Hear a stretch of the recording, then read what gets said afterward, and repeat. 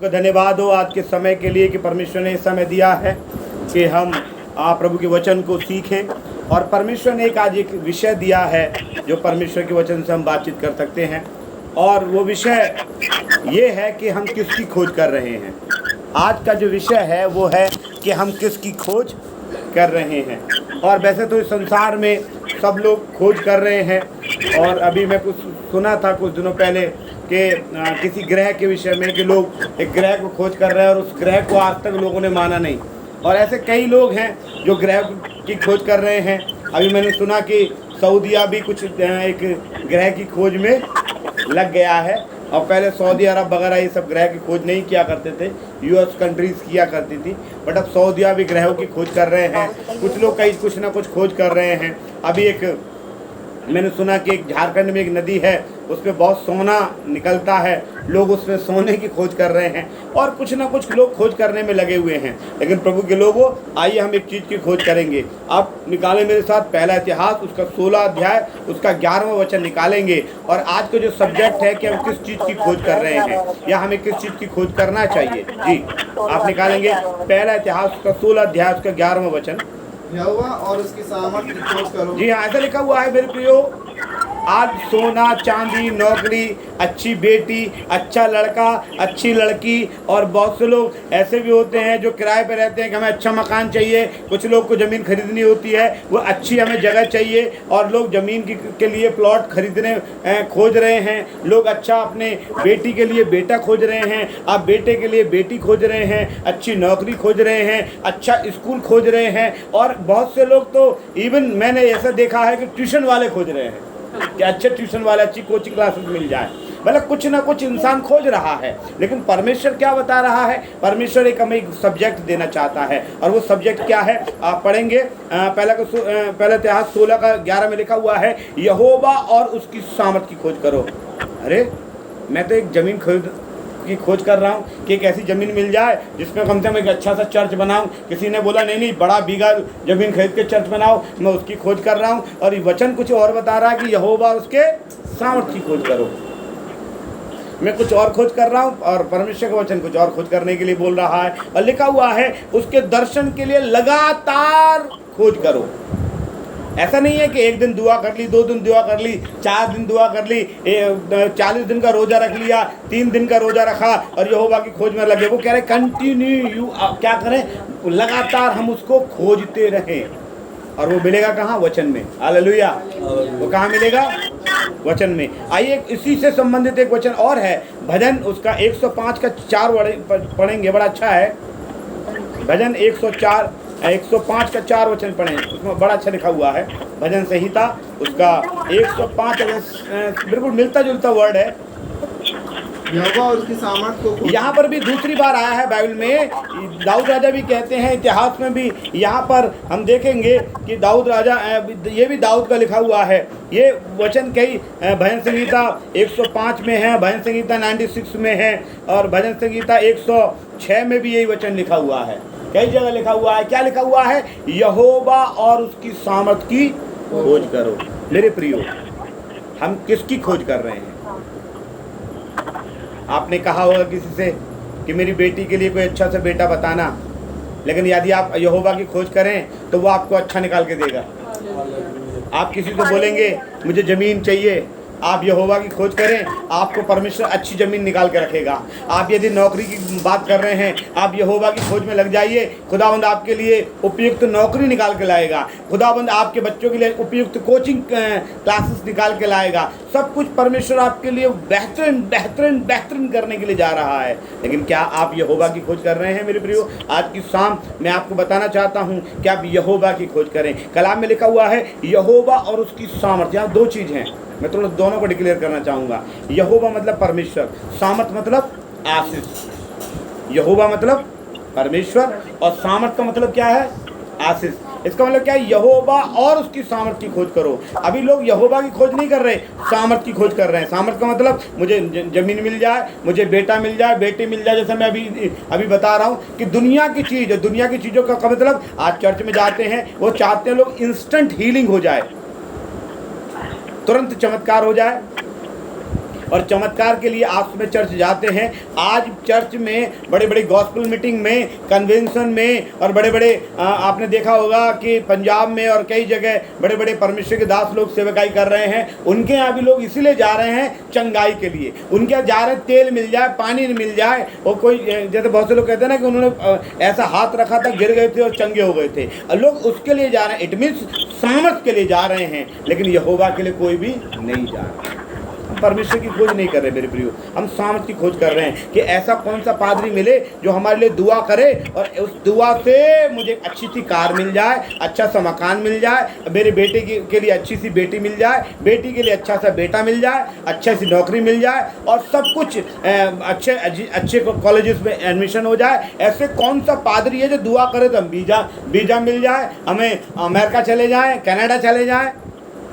और आजकल मराइकल मनी आपने सुना होगा बड़ा कि आजकल पादरी लोग कई मैंने सुना है कि वो ऐसी दुआ कर रहे हैं, ऐसी दुआ कर रहे हैं कि आपके पर्स में क्या हो जाएगा, पैसा आ जाएगा। मैरिकल मनी की दुआ कर रहे हैं, मैरिकल मनी आ जाए।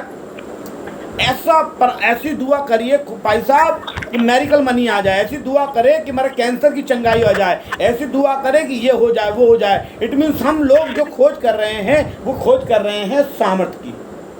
क्योंकि वचन क्या लिखा हुआ है बेटा, यहोवा और उसकी सामर्थ को, यहोवा और सामर्थ दोनों चाहिए। अगर आप किसी से बोला जाए कि आपको आशीष चाहिए, परमेश्वर चाहिए, तो लोग मोस्टली अभी बोल देंगे लोग कि हमें परमेश्वर चाहिए। लेकिन रियल बात क्या है, परमेश्वर चाहिए तो परमेश्वर के साथ दुख है और दुख कोई उठाना नहीं चाहता। ऐसा लिखा हुआ है, अगर आप पढ़ेंगे मेरे साथ वचन में, आइए हम नए नियम में आ जाएंगे और उसका थिस्सलुनीकियों की किताब निकालेंगे।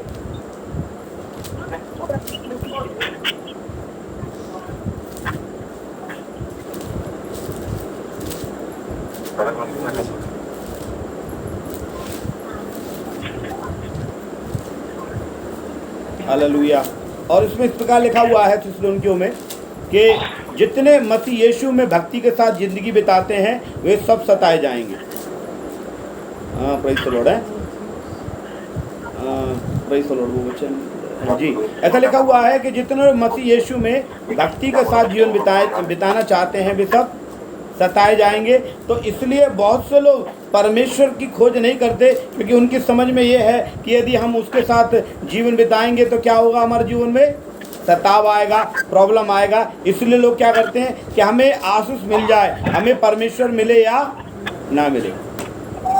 इसलिए लोग सोच रहे हैं कि हमें क्या मिल जाए, हमें आशीष मिले, हमें परमेश्वर मिले या ना मिले। इसलिए आशीष के लिए वो कुछ भी करने के लिए तैयार हैं। मैंने बताया था दूसरा तिमुथी उसका 3 अध्याय का 12 वचन में लिखा हुआ है। दूसरा तिमुथी 3 अध्याय का 12 वचन में लिखा हुआ मेरे प्रियो। दूसरा तिमुथी 3 अध्याय का 12 वचन जी। पर जितने मसीह यीशु में भक्ति के साथ जीवन बिताना चाहते हैं वे सब सताए जाएंगे। इस समय परसिक्यूशन का समय चल रहा है, सताव का समय चल रहा है। आपने भी रुड़की चर्च के विषय में सुना होगा, अभी आप बहुत सी चर्चों के विषय में और सुनेंगे। आने वाले दिनों में पता नहीं और कितने सताव का सामना आपको करना पड़े। ये है परमेश्वर को प्राप्त करने वाले लोगों के लिए। लेकिन आज लोग सताव को नहीं चाहते, आज लोग दुख नहीं चाहते। आज चाहते हैं उनको इंस्टेंट हीलिंग मिल जाए, चंगाई मिल जाए, कैंसर चला जाए, उनकी गांठ गायब हो जाए, उनका थायराइड चला जाए, उनकी डायबिटीज़ चली जाए, उनके जीवन में बड़ी बड़ी आशीष आ जाए, बहुत बड़ी कार आ जाए। कई बार मेरे बच्चे भी मुझसे बोलते हैं, पापा बड़ी कार कब लोगे? है, हम बोलते हैं प्रार्थना करो बेटा, प्रार्थना करो परमेश्वर से। पापा हम रोज़ तो प्रार्थना करते हैं, हम 1-1 घंटा प्रार्थना करते हैं।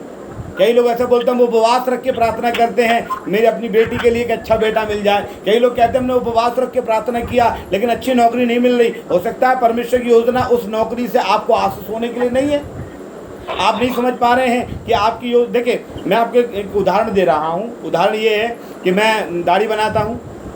मेरा एक बेटा अगर 10 साल का आके बोले या 6 साल 8 साल का बेटा कि मुझे भी दाढ़ी बनाने वाला वो क्या चाहिए, बनाने वाला रेजर चाहिए, और मैं बोलूँगा कि नहीं बेटा उसकी ज़रूरत तो है लेकिन अभी इंतज़ार कर, 15 साल और इंतज़ार कर।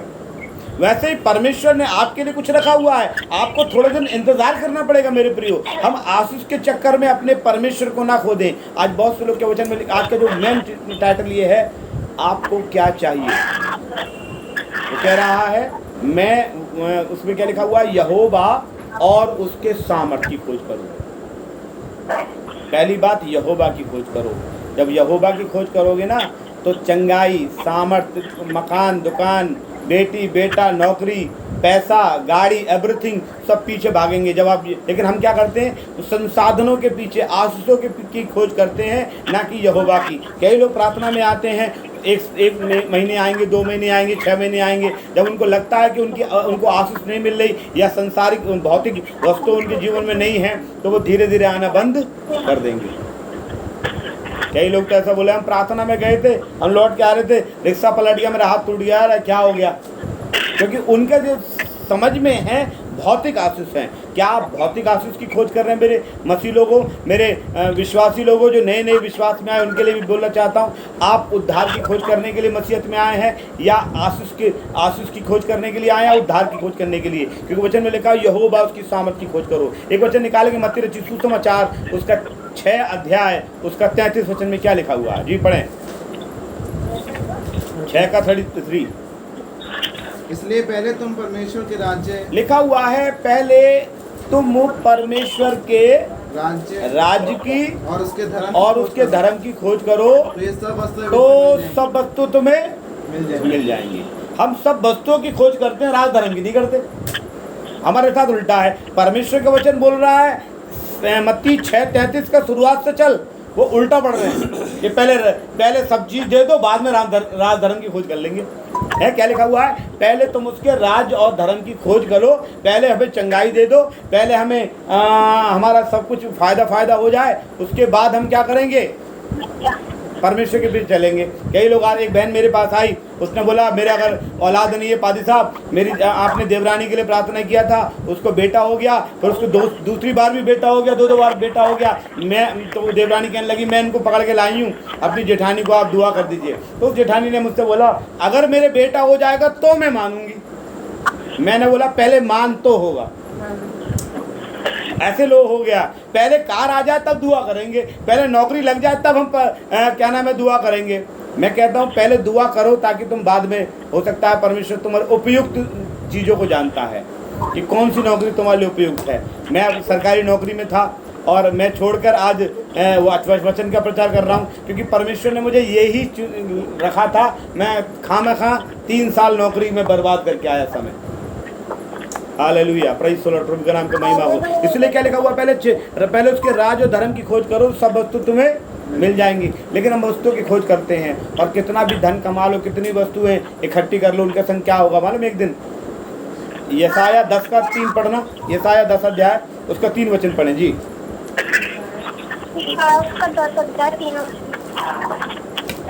तुम दंड के दिन और उस विपत्ति के दिन जो दूर से आएगी क्या करोगे? अगर मान के चलिए हमारे पास बहुत सारा पैसा आ गया, बहुत सारा कार है, मतलब कई कार है मेरे घर, बहुत अच्छी कोठी है, लॉट ऑफ मनी है, लेकिन अचानक से कोई विपत्ति आई तो क्या करेंगे हम? क्या लिखा हुआ बेटा पढ़ो? तुम सहायता के लिए किसके पास भाग कर जाओ? दोबारा पढ़ें, 10 का 3 से पढ़ें। तुम दंड के दिन अचानक से दंड आ जाए, कयामत आ जाए, या कोई अचानक से कोई विपत्ति आ जाए। जैसे अफगानिस्तान में आपने एक बड़ा फेमस आपने एक चित्र देखा होगा कि एक सांसद के विषय में, अगर आपने फेसबुक चलाते तो आपने देखा होगा कि एक सांसद जो वहाँ का अफगानिस्तान का सांसद था, जब तालिबान का शासन आया, वो सब कुछ छोड़कर अपनी बीवी बच्चे लेकर बस आ गया इंडिया। या बहुत से लोग कनाडा भाग गए, वहाँ के जो सिख परिवार थे, बहुत से लोग कनाडा चले गए। और कितने लोगों के पास मकान होंगे? जो हवाई जहाज पे लटक के एक व्यक्ति चला गया, वो गिर गया अफगानिस्तान में। कहते हैं कि वो वहाँ फुटबॉल का खिलाड़ी था, कहते हैं, सुना है मैंने कि वो एक फुटबॉलर था, अफगानिस्तान टीम का फुटबॉल का खिलाड़ी था। वो खिलाड़ी क्या हुआ, हवाई जहाज पे चढ़ के गया कि कैसे भी उसकी जान बची, और बाद में गिर गया, मर गया। 3 लोग मरे। क्या उनके पास घर मकान नहीं था? क्या उनके पास बाइक नहीं होंगी? या हो सकता है बहुतों के पास कार होंगी, लेकिन मुसीबत आई तो सब लोगों ने कार नहीं पकड़ के बैठा कि नहीं, इसके लिए तो दुआ करी थी, मैं कार को नहीं छोड़ूंगा, मेरा प्राण ले लो। इस ज़मीन को प्राप्त करने के लिए मैंने बहुत दिनों से मेहनत किया, बड़े मुश्किल से मकान बनाया, एक मकान से निकलूंगा नहीं। वचन उसमें अफगानिस्तान की कहानी में मैंने देखा कि बहुत से लोगों ने अपना बहुत कुछ छोड़कर चले गए। यहाँ पर ऐसी वचन बता रहा है, क्या लिखा हुआ है कि दंड के दिन और उस विपत्ति के दिन जो दूर से आएगी, क्या करोगे? तुम सहायता के लिए किसके पास भागोगे, भाग कर जाओगे? और तुम अपने वैभव को यानी धन संपत्ति को कहाँ रख छोड़ोगे? इसलिए कहाँ जाओगे? यहोवा के पास, परमेश्वर के शरण में। तो पहले हम परमेश्वर की शरण में आ जाएं, बाकी सब चीज़ ऑटोमेटिक परमेश्वर हमें समय समय पर देता रहेगा। मैंने बहुत सारी साइकिल चलाई, फिर प्रभु ने मुझे मोटरसाइकिल दी, सब चीज़ समय समय पर परमेश्वर देता रहता है। जैसा जिसकी ज़रूरत होती है वैसा परमेश्वर देगा। इसलिए क्या वचन में लिखा हुआ है कि तुम दंड के दिन और दूर से आने वाले न्याय के दिन क्या करोगे? अपनी धन संपत्ति कहाँ रख के जाओगे? और सहायता के लिए किसके भागोगे? मेरे प्रियो, जो बाद में सहायता के लिए जिसके पास भागोगे, तो अभी से ही उसके शरण में आना, उसकी खोज करना बहुत ज़रूरी है। एक वचन और हम पढ़वाना चाहूँगा मैं कि हम क्यों, मैं आपको बताना चाहता हूँ कि यहोवा की खोज करो। क्योंकि सब कुछ किसके पास है? परमेश्वर के पास। सब कुछ किसका है? परमेश्वर है। वचन में लिखा हुआ है, इसी आप इतिहास, पहला इतिहास, आप उसका 29 अध्याय, उसका आप प्रेज़ द लॉर्ड 12 वचन पढ़ेंगे।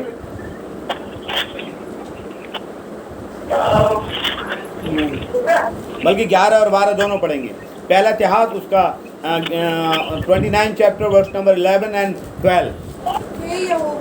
हे यहोवा महिमा पराक्रम, लिखा हुआ है हे यहोवा महिमा यानी कि आदर, महिमा मतलब होता है इज्जत, पराक्रम मतलब प्रताप, तेज, कि आपसे लोग भय खाएं, प्रताप, पराक्रम, शोभा, शोभा मतलब संसार की जो दिखाई दे रही है, एक अच्छा शर्ट, एक घड़ी, एक शोभा है, शोभा, सामर्थ मतलब पावर, और वैभव माने धन संपत्ति, तेरा ही है। सब कुछ किसका है? परमेश्वर का। तो हम परमेश्वर की खोज क्यों नहीं करते जब उसके पास सब कुछ है? जिसके पास है, जैसा फॉर एग्जाम्पल मैं आपको बताना चाहता हूँ कि एक एग्जाम्पल बताना चाहता हूँ कि किसी के पास पैसा नहीं है और उसे पैसे की ज़रूरत है, तो वो आके मेरे अलमारी में हाथ नहीं डालेगा, आकर मुझसे बोलेगा कि मैं आपके पास आया हूँ, मुझे कुछ मदद करो। वैसे ही आप परमेश्वर के पास जाएं, आप धन संपत्ति परमेश्वर का है, सब कुछ परमेश्वर के पास हाथ नहीं डाल सकते जब तक उसके पास ना जाएं। फॉर एग्जाम्पल एक और मैं उदाहरण आपको दे रहा हूँ कि प्रेज़ द लॉर्ड, इसको पहले पूरा पढ़ दे, उसके बाद मैं बताऊँगा। जी पढ़ें 11 वचन। हे यहोवा, महिमा पराक्रम शोभा सामर्थ्य और वैभव तेरा ही है जी, क्योंकि आकाश और पृथ्वी में जो कुछ है वह तेरा ही है। जी, आकाश पृथ्वी में जो कुछ है वो सब तेरा है। हे यहोवा, राज्य तेरा है जी, और तू सबों के ऊपर मुख्य और महान ठहरा है। जी, धन और महिमा तेरी ओर से ऐसा लिखा हुआ है, धन जिसके लिए आदमी मारा जा रहा है, वो क्या चीज़ है? दौलत। धन और महिमा, धन का मतलब तो आप समझ रहे हैं, सब दुनिया जानती है, धन को तो बच्चा भी जानता क्या है मतलब। धन और महिमा माने आदर, धन भी तेरा है और इज्जत भी तेरी है। अगर आप, बहुत से लोगों के पास धन बहुत सा होगा लेकिन उनको सलाम करने वाला कोई पैदा नहीं है, और अगर आपको सलाम करने वाले बहुत से लोग पैदा हैं तो इसका मतलब आप अच्छा है, आपको परमेश्वर ने रोटी के लिए मतलब खाने के लिए जो ज़रूरत पूरा करने के लिए धन भी दिया है और आपको आदर किया है। अगर आपके नाम से 2 लोग जानते हैं, अगर मैं आपके विषय में बात करूं तो कहेंगे हाँ हाँ हाँ हम उन्हें जानते हैं। कई लोग मैं ऐसा अलीगढ़ में बात करते हैं तो कहते हैं, एक व्यक्ति मुझसे बात कर रहे थे कि हाँ हाँ हाँ अरे वो अलीगढ़ में, हाँ हाँ अलीगढ़ में हम पादरी सेमुल को जानते हैं।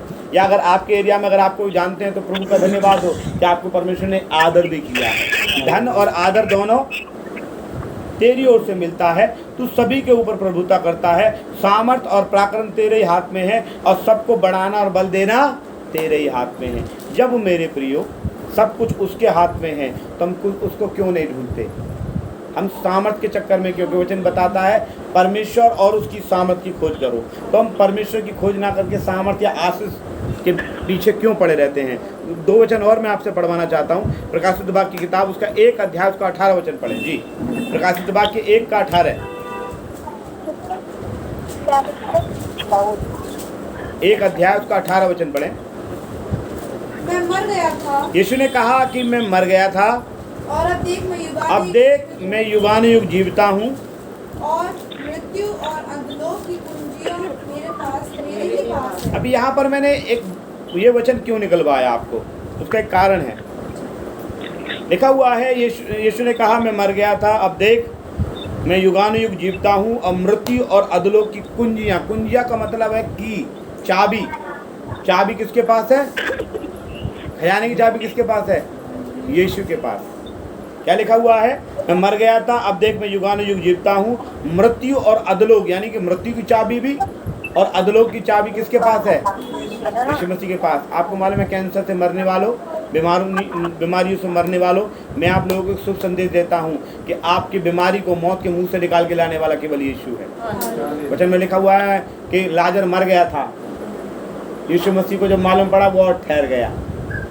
जबकि मरियम कहती होगी अरे लाजर का तो बहुत अच्छा फ्रेंड है, लेकिन फिर भी वो ठहर गया, क्योंकि उसके पास अधिकार है यीशु मसीह के पास मृत्यु से वापस लाने के लिए। इसलिए बहुत बीमारी में जीने वालों, आपके लिए शुभ संदेश ये है कि यीशु मसीह आपको मौत के मुंह से निकाल ला सकता है। इसलिए लिखा हुआ है मृत्यु और अधोलोक की चाबियां उसके पास हैं।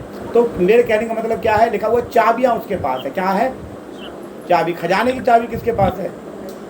यीशु के पास। एक बार मैं अपना एक उदाहरण पेश करना चाहता हूँ कि एक बार मुझे कुछ पैसों की ज़रूरत हुई और घर खुला हुआ था, कोई प्रॉब्लम नहीं थी, लेकिन मेरी पत्नी नहीं थी और अलमारी की चाबी उसके पास थी और मैं उसे ढूंढते ढूंढते उसके ससुराल पहुंच गया क्योंकि मुझे पैसे की ज़रूरत थी और पैसे मेरे पास नहीं थी, घर खुला हुआ था, सब कुछ थी। लेकिन मैंने बोला कि चाबी कहाँ है? उन्होंने बोला नहीं गलत, मैंने फ़ोन किया तो उन्होंने बोला गलती से पाजी साहब मेरे पास आ गई। तो जिसके पास चाबी है उसको ढूंढने गया, अलमारी वहीं थी, पैसा वही था, लेकिन चाबी वाले को ढूंढ रहा था। मेरे मालूम, आपको मालूम है खजाना का चाबी यीशु मसीह के पास है, आपको उसको ढूंढना है। वही आपको जब तक चाबी नहीं देगा तब तक आपके जीवन में कुछ होने वाला नहीं है। और वो चाबी का ताला खुलता है ना यीशु के नाम से, in the name of Jesus. तो चाबी है in the name of Jesus, Yeshu के नाम से। इसलिए यीशु मसीह ने कहा, मत्ती रचित सुसमाचार उसका 16वां अध्याय उसका 19वां वचन पढ़ेंगे, मत्ती 16 का 19 पढ़ें जी, 18 से 20 तक पढ़ेंगे। ऐसा करें, मत्ती 16 का 18 से 20 पढ़ें। और मैं भी तुझसे कहता हूँ, यीशु ने कहा पतरस से, मैं तुझसे कहता हूँ कि तू पतरस है, तू पतरस है और मैं इस पत्थर पर अपनी कलीसिया बनाऊंगा जी, और अधोलोक के फाटक उस पर प्रबल ना होंगे। जी।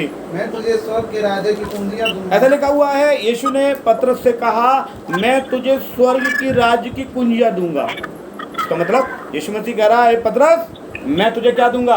तू सब कुछ छोड़ के मेरे पीछे हो लिया है। यीशु पतरस ने कहा, मत्ती 19 का 27-25 में लिखा हुआ मैं सब कुछ छोड़ के तेरे पीछे हो लिया। और आप मत्ती 5 में पढ़ेंगे तो नाव वाव सब कुछ छोड़ के यीशु मसीह के पीछे हो लिया। तो पतरस से यीशु मसीह ने बोला कि तुझे मैं इस युग में भी दूंगा और आने वाले युग में भी दूंगा। इसलिए पतरस से यीशु ने क्या बोला कि देख स्वर्ग की राज्य में तुझे स्वर्ग की राज्य की कुंजियां दूंगा। पतरस तुझे चाबी दूंगा खजाने की।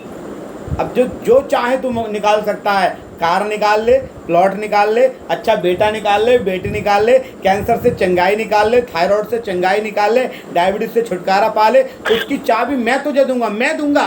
तू मुझे ढूंढना, तू चाबियों के चक्कर में क्यों लगा हुआ है? मेरे पास चाबी है, तू सोच रहा है कि वो तोड़ लूंगा, नहीं वो टूटेगा नहीं। ताला वो अलमारी, जैसे मैं सोच रहा था कि अलमारी में से कैसे निकालूं, मैंने फ़ोन किया, पता चला मेरे पत्नी दूर गई हुई है, उस पत्नी को मुझे अलमारी की चाबी लेने के लिए जाना पड़ा। वैसे पतरस से यीशु मसीह क्या कह रहे हैं पढ़ेंगे यहाँ पर, मैं तुझे स्वर्ग की राज की कुंजियां दूंगा और जो कुछ तू पृथ्वी पर बांधेगा स्वर्ग में बंधेगा और जो कुछ तू पृथ्वी पर खोलेगा वो स्वर्ग में खुल जाएगा। इसका मतलब जो तू चाहेगा वो हो जाएगा। कब होगा? जब यीशु आपको स्वर्ग की राज की कुंजियां देंगे तभी। आप मेरे प्रियो, यीशु मसीह आपको स्वर्ग की राज्य की कुंजियां देना चाहते हैं। यीशु मसीह आपको आशीष करना चाहते हैं, लेकिन ये आशीष मिलेगी कैसे? मिलेगी कैसे? आइए हम पढ़ेंगे पहला अध्याय 16 का 11 में लिखा हुआ है, यहोवा उसकी सामर्थ की खोज करो। आप परमेश्वर की खोज करेंगे और परमेश्वर आपको सामर्थ देगा। आप यहोवा की खोज करेंगे, आप यीशु की खोज करेंगे, यीशु मसीह आपको स्वर्ग की राज की कुंजी देंगे। ये कुंजी क्या है? सामर्थ। कुंजी क्या है? आशीष। वो कुंजी आपको प्रभु देंगे, वो की देंगे, है ब्लेसिंग्स की, है की ऑफ ब्लेसिंग बोल सकते हो उसको। आशीष की चाबी वो प्रभु आपको देंगे। पतरस को देने का वायदा किया है और प्रभु से बोला कि मैं तुझे दूंगा। पतरस से बोला, प्रभु आपसे बोल सकता है मैं आपको देने वाला हूँ क्या? स्वर्ग के राज की कुंजियां। और आपके स्वर्ग ये जब वो देगा कब? जब आप मिल जाएंगे, आप उसे ढूंढेंगे, परमेश्वर आपको मिल जाएंगे, प्रभु आपको स्वर्ग की राज की कुंजियां देंगे। और ढूंढने का मतलब क्या है? आप कंटिन्यू प्रार्थना में बने रहें। उसमें क्या लिखा हुआ है? यहोवा उसके सामर्थ की खोज करो, उसके दर्शन के लिए लगातार कंटिन्यू प्रार्थना करो। कब तक? कंटिन्यू प्रार्थना करना है, जब तक कि वो आपको आशीष ना दे दे, उसके बाद भी करना है। है। मत्ती लूका 18 में 1 में लिखा हुआ है, निराश हुए बिना कंटिन्यू प्रार्थना करने के लिए। भजन संहिता में लिखा हुआ है कि देख देख जैसे दासों की आंखें स्वामी के हाथ की ओर, दासियों की आंखें स्वामिनी के हाथ की ओर लगी रहती है, वैसे हमारी आंखें हमारे परमेश्वर यहोवा की ओर तब तक लगी रहेंगी जब तक कि वो हम पर अनुग्रह ना कर दे। मेरे प्रियो, प्रभु आप पर अनुग्रह करने जा रहा है। आप किसी और चीज़ की खोज ना करें, आप यहोवा की खोज करें, और जब यहोवा की खोज करेंगे यहोवा आपको सामर्थ्य से भरपूर कर देगा। परमेश्वर के प्रियो, अगर आज आपने इस वचन को सुना है, इस वचन को सुन के आप यहोवा की खोज करने लग जाइए। वचन में लिखा 32:6-33 में हमने पढ़ाया, पहले तुम उसके राज्य और धर्म की खोज करो, सब वस्तु तुम्हें पीछे मिल जाएंगी। परमेश्वर वचन के द्वारा आप सबको आशीष करे। जय मसीह की।